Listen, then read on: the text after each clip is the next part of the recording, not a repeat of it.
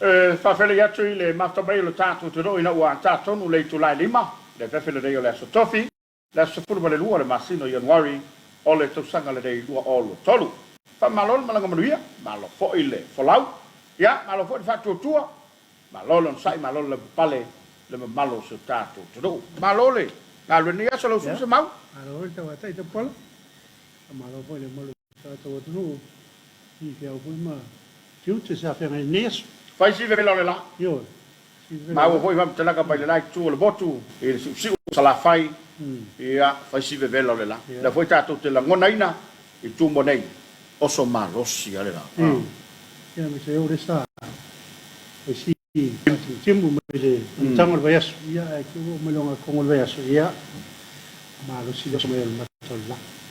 Tau tuana lo saunga le mu. Atonu te sao fia mai fa la ve tu fa posei. Ya. E te ono afia le vela le la. Mai sao tu ia malanga mai fafo. Suinga le tau, ia tau tuana ma au tau. Ia vai nga o ma wale. Le mai mo mai ia mai se le mafuta bai I le tatou. Te no. Por kala le reo Suluaulama, ia so por kala lava uta pena le tatou. Te vise, ia vato le fa malo fa nga luenga. O fea ngai maloto pa ia maloto malu. Ale uta pena mai fa fisia. Ia. Ya matai tātou proklame I mea whewhi le mana wai voi o ngā luenga lea ngai mai apea voi lea ngai mai o e sai ngā tai ngā te pale e au apea voi lea au manga Ia, tape tātou e whenga Suluaulama a mai on te foi mai lea whao tātou kala Balnesia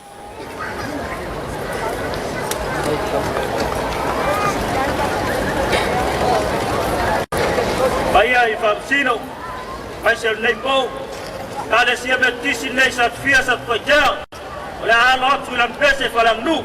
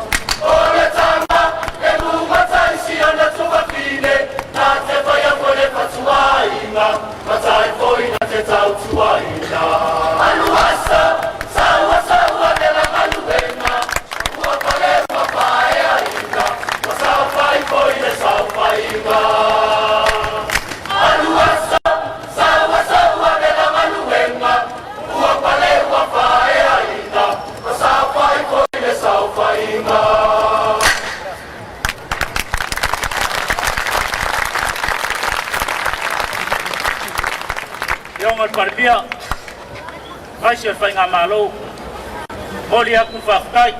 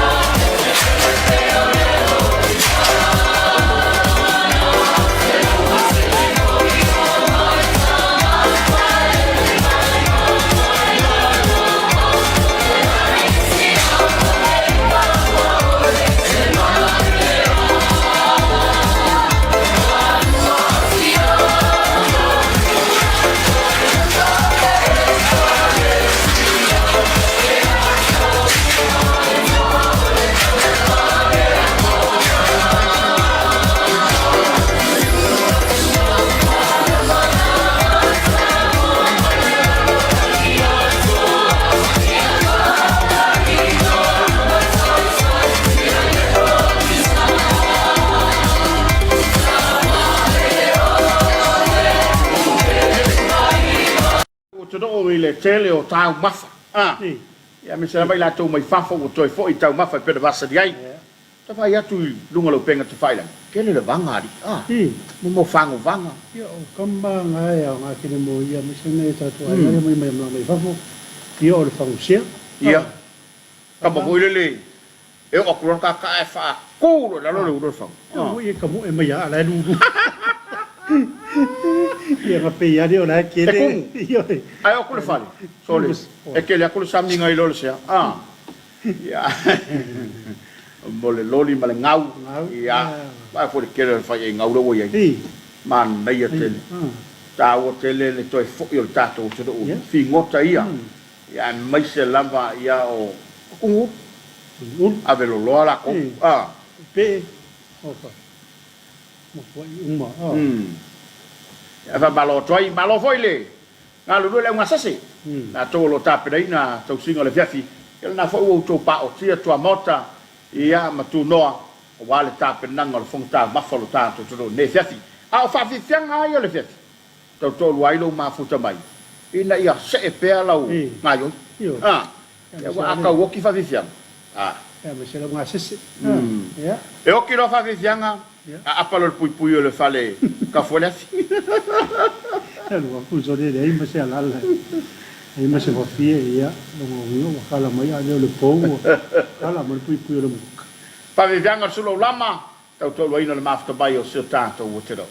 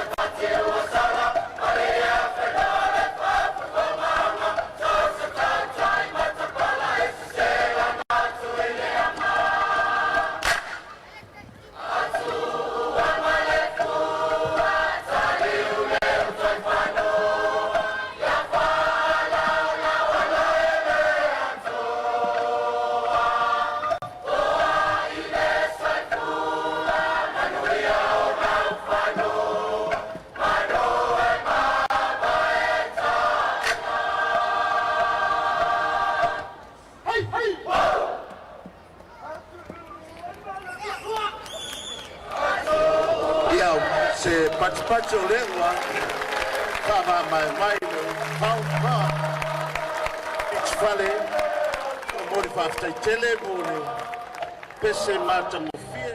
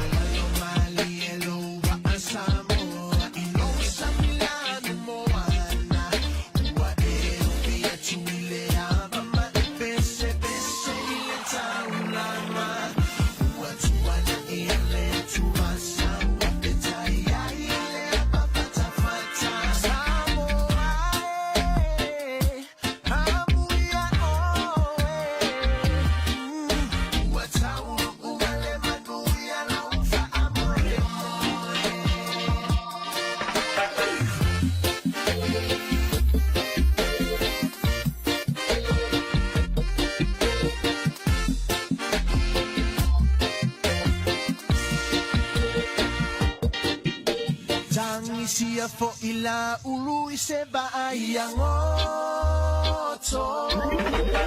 ulela malema sina olo uang se toto olo upale uale so uamotu sia la ufa solo ele falla so ulo to ae alo itaile fa alo awe we fighting so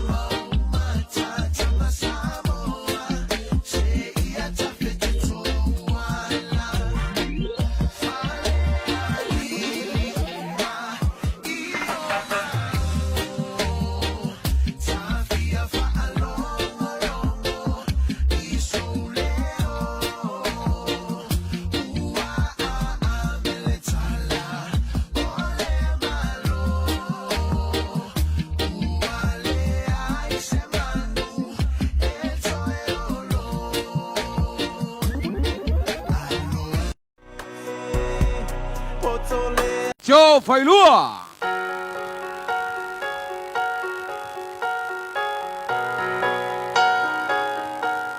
Tātou nei pese ni mātua umalama so tātou tunu. Olo walea leo popoto ai la vanga i siva tunu ai.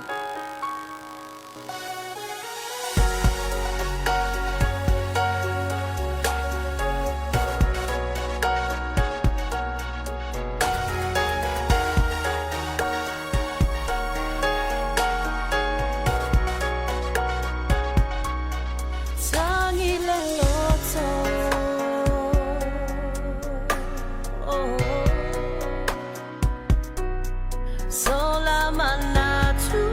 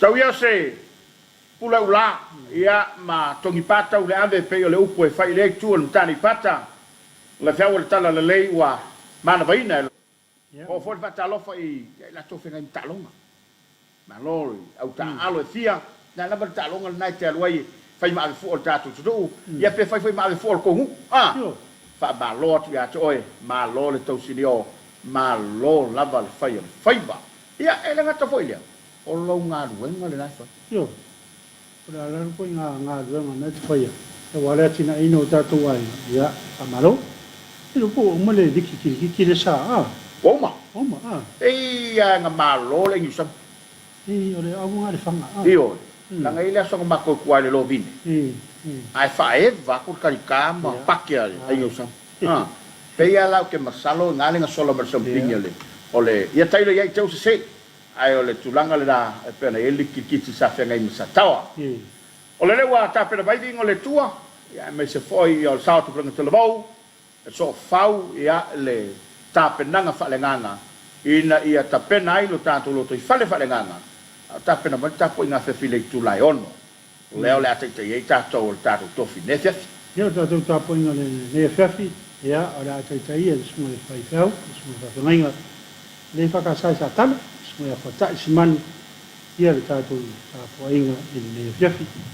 Tale tu lai ono e mai mo mai fa fonga le tato Tapuaiga Afiafi. E mai a toi fo i mai tan pelaba o le Suluaulama.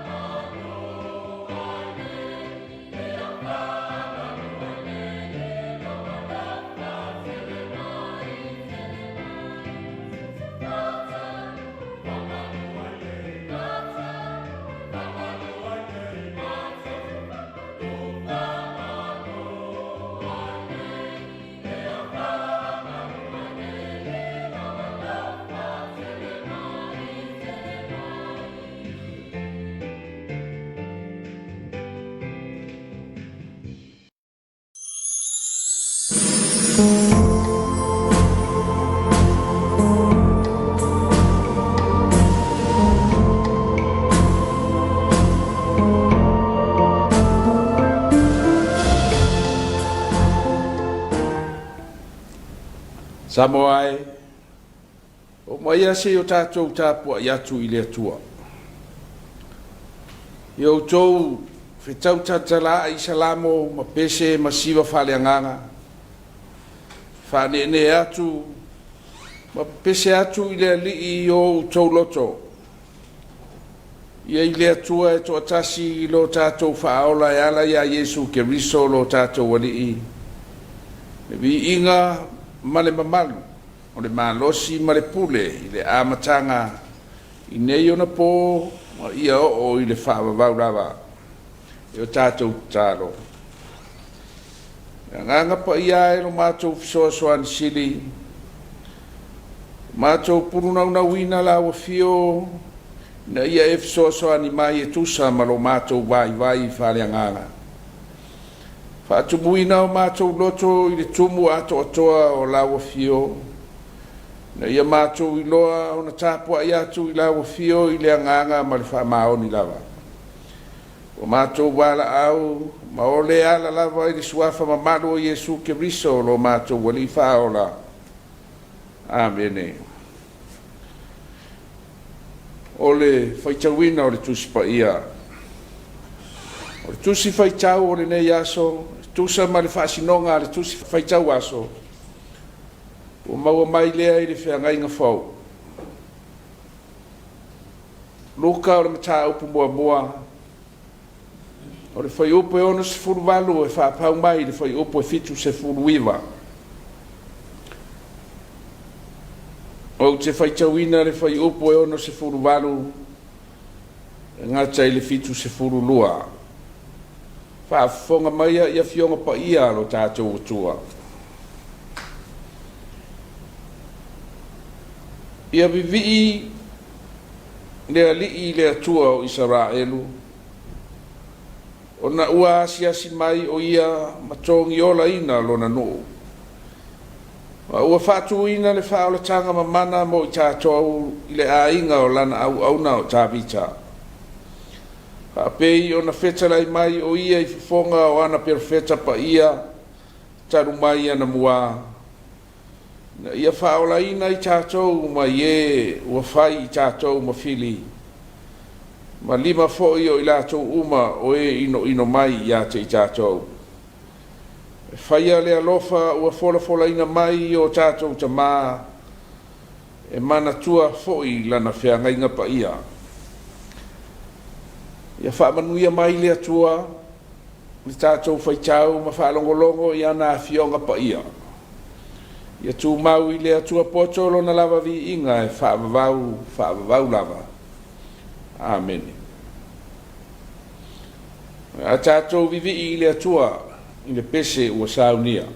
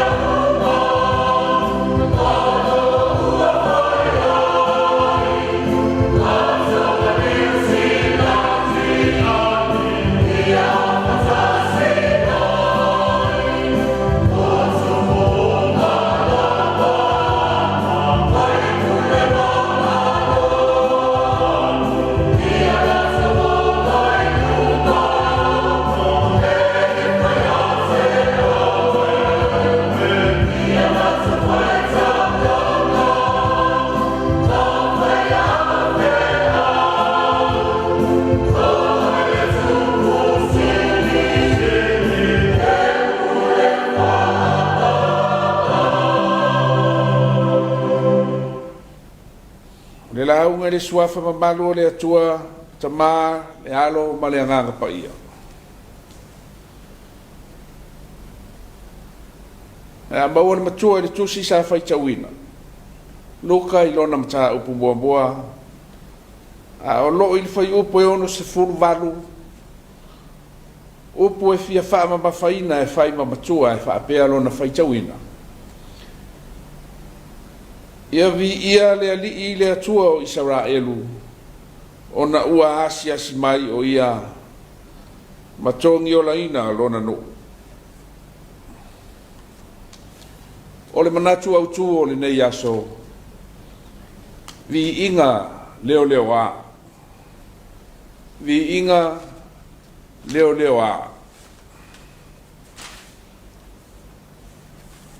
O Sakaria ma Elisabeta la nava. O se a inga e sa vavali ma le ami o tonu i luma o le atua. O le tamama tua o Sakaria. O le osi taulanga i utaia. E i le vaenga o osi taulanga e mawhai o na urufale i le nofuanga e sili o na paia o le malu malu i Jerusalema. Le mea e wha muai mea manongi a o whaia taulanga le nuu. E tala whea unga ma fia fia ngā lulue mo le la vala awina whaapitoa i le ngā lue ngā le atua. Pa uolea. E le ma whai lava o na avesea le whanua noa ma le ti ngā o la loto. O na ole le maua o sa la whanau. E le ngata o le luma i anga nuu wha i utaia. Ai ua le maua fo i wha manu ianga le atua. O le whanau o le tofi lea mai leri. O le aso, na ulufa lea i Sakaria e whai, e wha mu mea manongi le manu manu i Jerusalema. Na wha te ia le toia ina. Ina ua la fisa ngai ma le angelu o le atua o kapirieru. Ua awina mai ma wha manu ianga o le tala le lei. O le atua e ala ia Yesu Keriso le wha aola. O le a fio mai e tongi ola ina lona nu. E pei o na valo ia le au profeta pei tai e mua i whanau mai lau a vao Elisabeta le tamatane e te whai ngoa ia te ia o Ioane. Na vave o na motu sia le mawhtanga a Sakaria ma kapirielu. O na ua le tali tonu Sakaria o le a la whaafai le ina se tamaititi. E pei o na tautino ma fola fola mai e le a ngelu a le atua. Whaafonga fo. Pe whape fea o na oiloa le mea nei. O wā ua outoea ina. O la wā fo i ua lo matua o ia. E leo tele. Ma leo leo a le tau matua ina o le ola na i lo le wha longo i fora folanga ma le fina ngalo o le atua. I oe. O le tasi lava lea wha fita uli o le ngā ruenga le atua. Ma la tātou au au nanga i le tala le lei. E fefe loa ma le mautinoa o na lafi loa lea. Na lafi loa lea ma avea le tau matua ina ma le soifua whaafua loa. E whai ma alofanga o le musua ma le whaapalapala. O la le angelu. Whaauta foi e ngu oe. E te le mangangana se ia o i le aso e whai ai nei mea. O wa e le tari tonu mai ia upu. O mea ia e tau nuu lava pe a o i ona po. Le lei lo tātou leo te tele, ma leo leo a whaabua bua mea le atua, mea te tau o na whaabua bua, o mea e whaatele ina ai le vi inga o le atua. Iou tau mua isa ili le malo le atua malana mi o tonu. O na whaopopo ina lea o ia mea uma ia te o tau. E iloa fo i o tau le mea moni.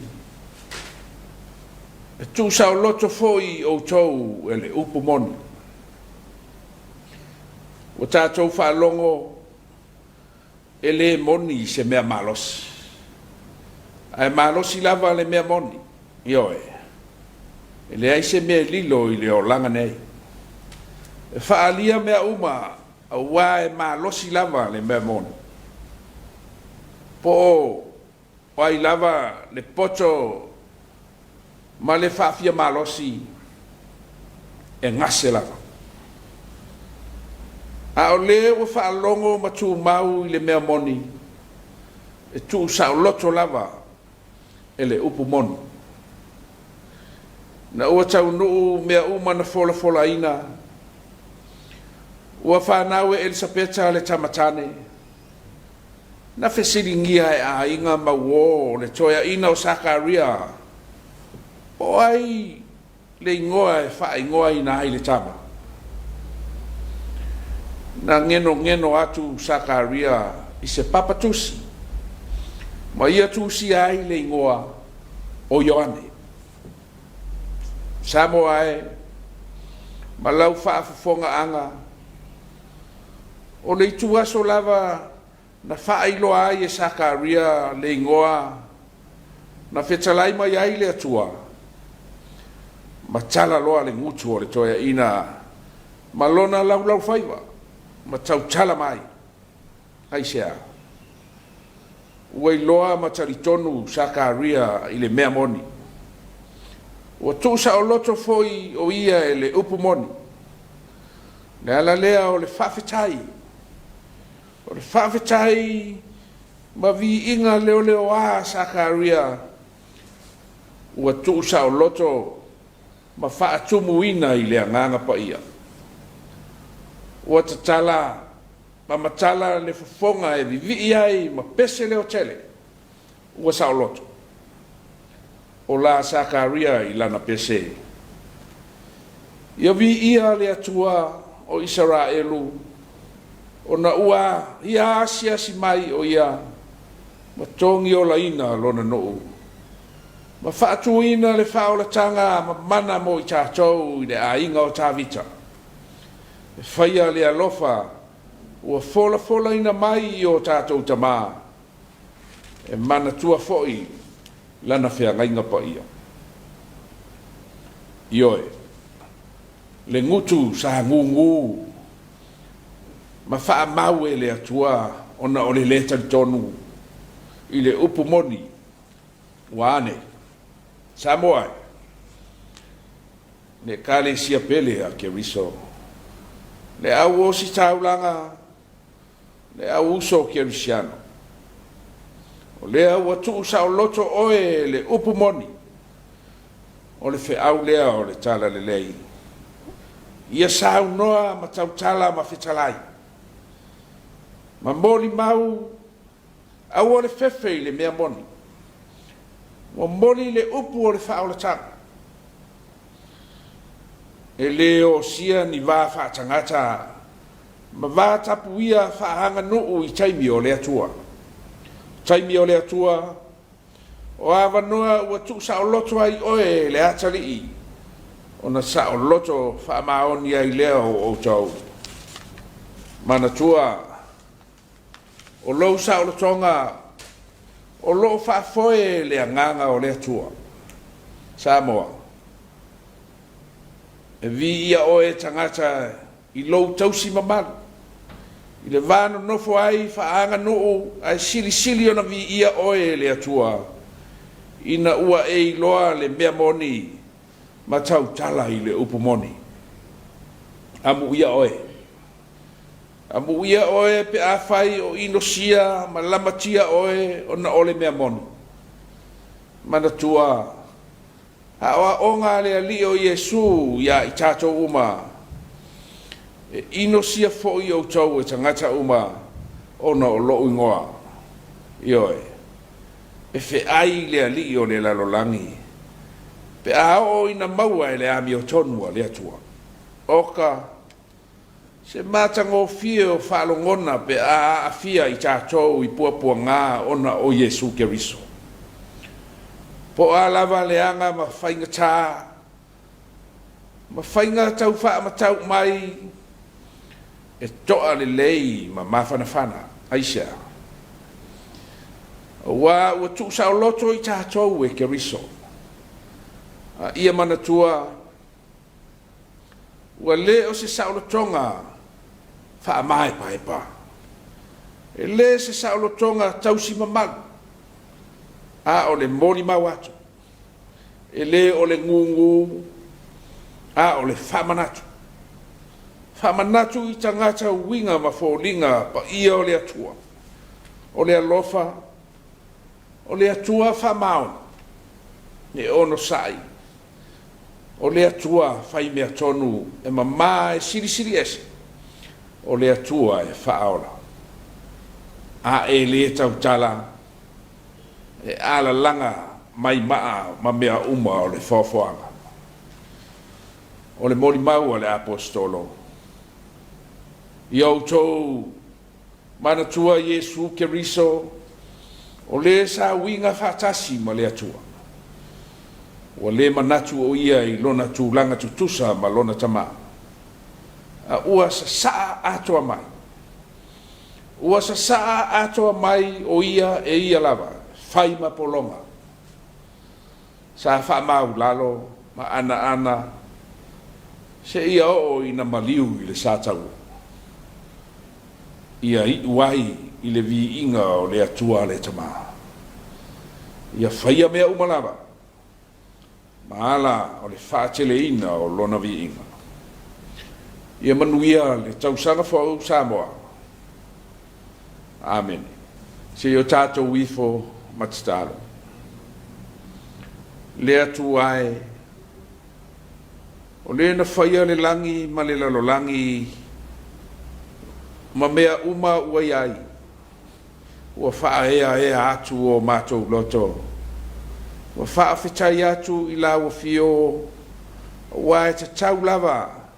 O na mātou tu atu le vi inga ma le whanea tanga ma le mana I la ua fio.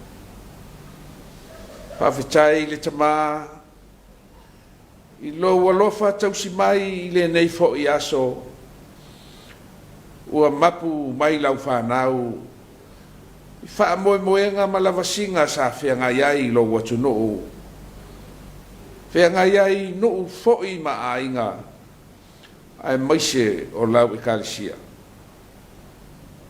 Whawhitai I lo alofa ua ulia mai ai le nei tausanga fo. E ui le tele o whainga tā ma whaafita uli o le nā tausanga ua mou mari atu. Ai sa e tau ave pea le soifua ma le ola o au tangata.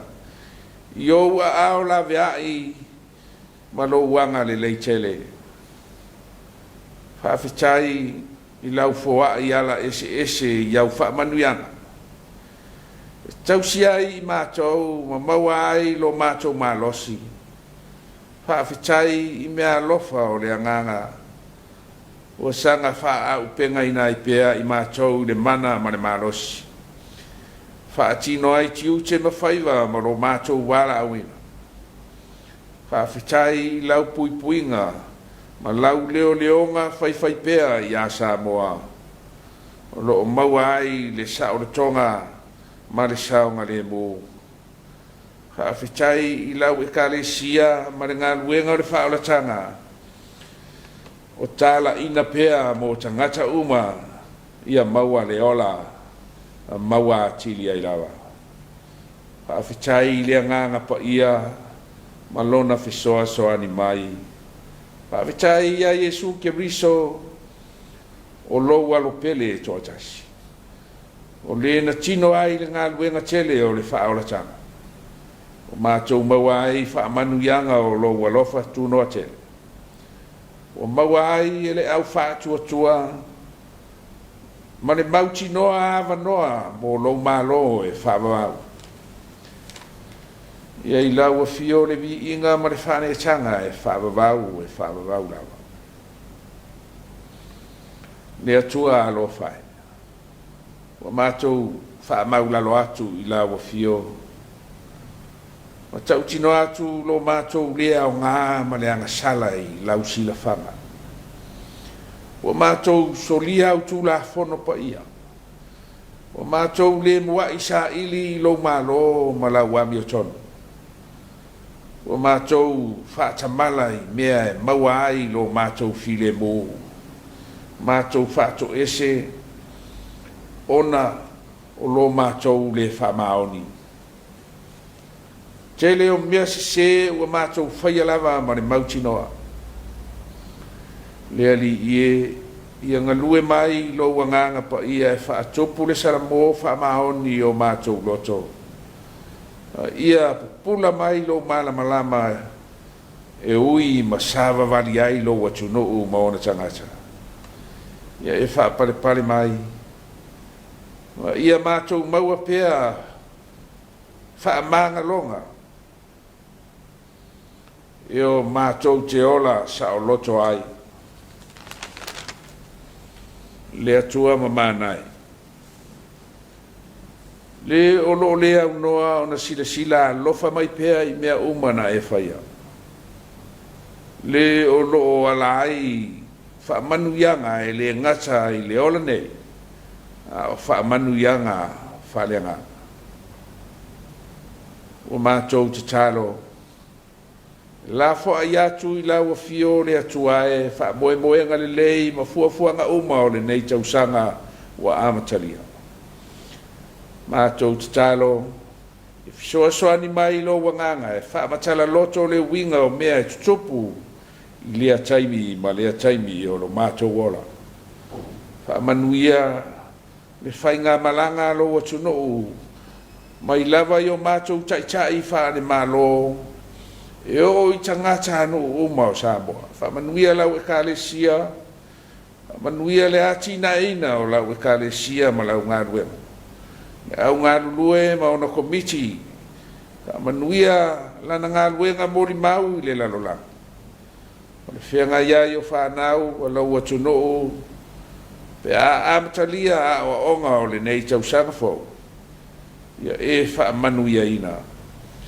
Ma ia aua manu mea uma lo whaatasi mai. Manu ia foi le TV mana ngā ruenga. Mai se o le mobori ato le tala le lei so se tafa o le ke lope. O a mātou te talo ia I le nei tūla. Ia whaia pēr lo whina ngalo pa ia tama.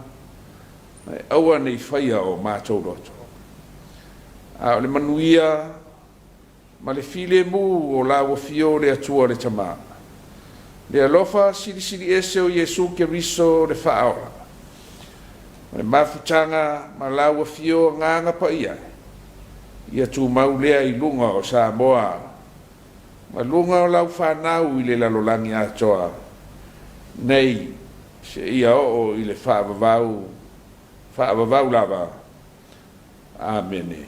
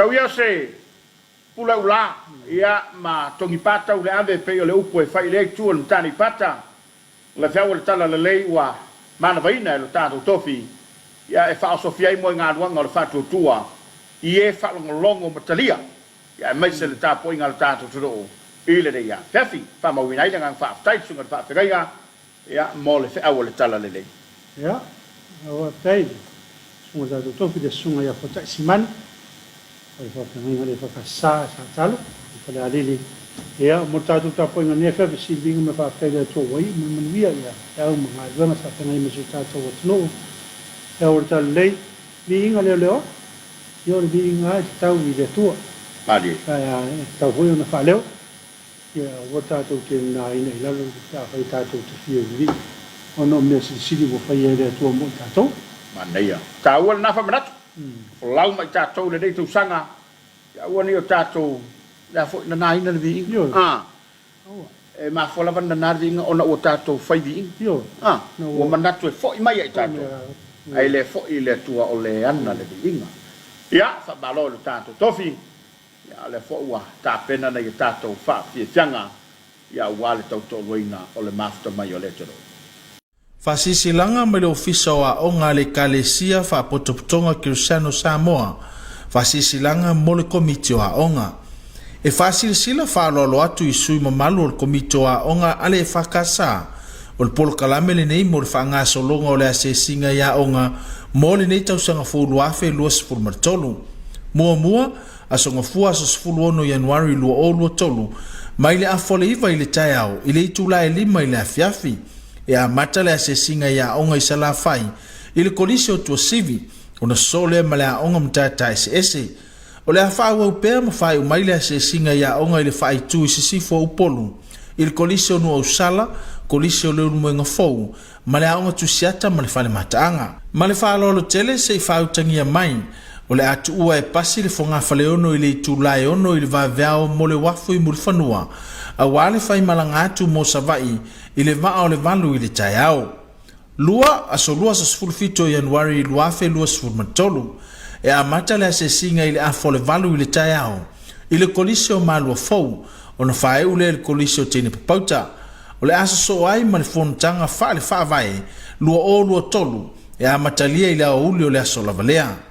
Mo sui mamano o komiti o lo alalam pa ao taulala tane ile wafu i murifanua fa mole su sa wane ile wafu e fai ngo fiele na fai ma le fa lo tele sai ni le fa tonu a onga mole a fionga ile taite fono o komiti a onga fa sisilanga me le ofisa a onga le kalesia fa potopotonga Congregational Samoa fa sisilanga mo le komiti a onga e fa sila fa lo atu i sui mamalu o komiti a onga ale fa kasa o le polo kalame le nei mo le whaanga solonga o le asesinga ya onga mo le nei tausanga fulu afe lua sifuru martolu.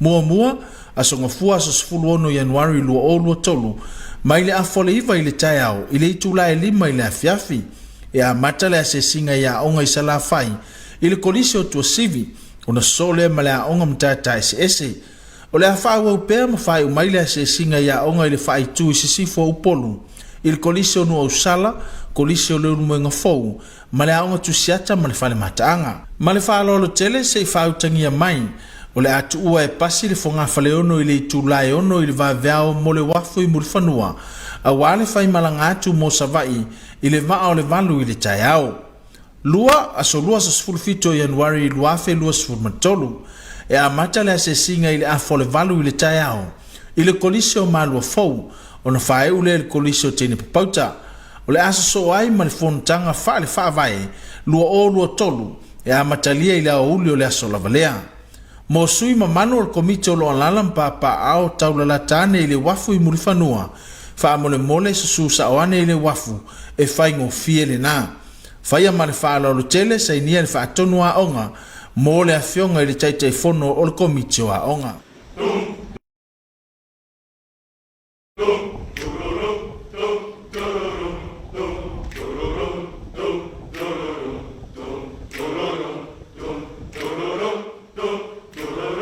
Ua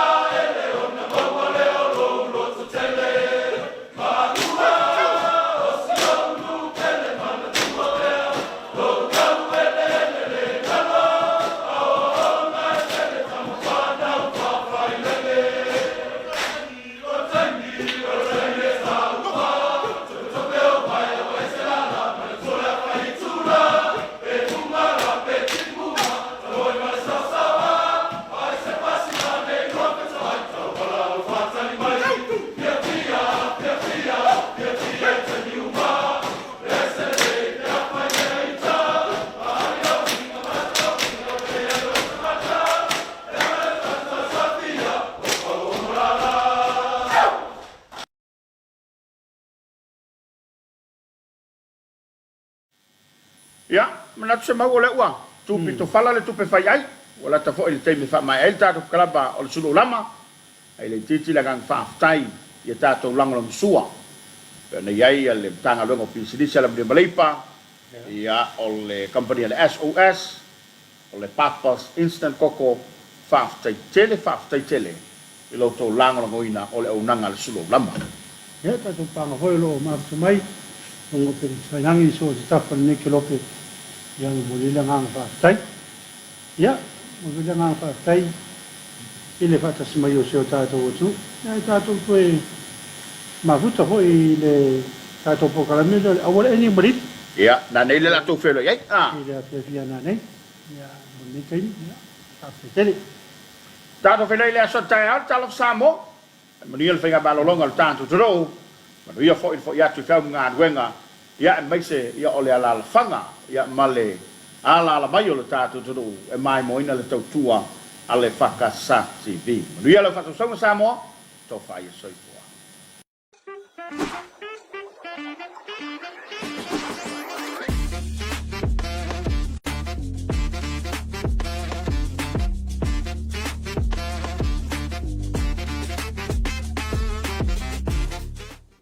Talo fatu nei vanga le aso le wo teme tato se masane Samoa National Heat 3 se numero se laulo tolu le nei patas me foi malo wa sekina tato ma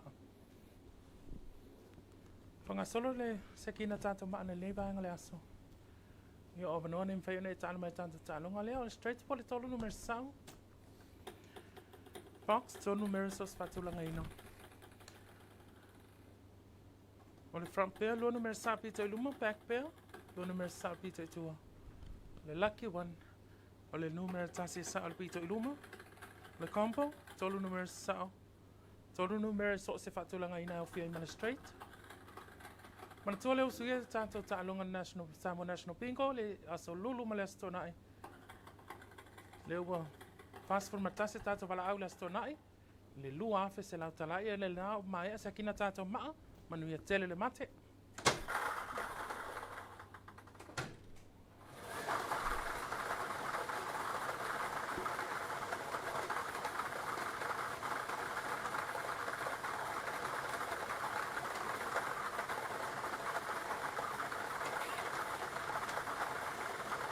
Tato numero more, numero 5. First winning numbers, number 4. Numero lona lua, numero 5. Our second winning numbers is number 4.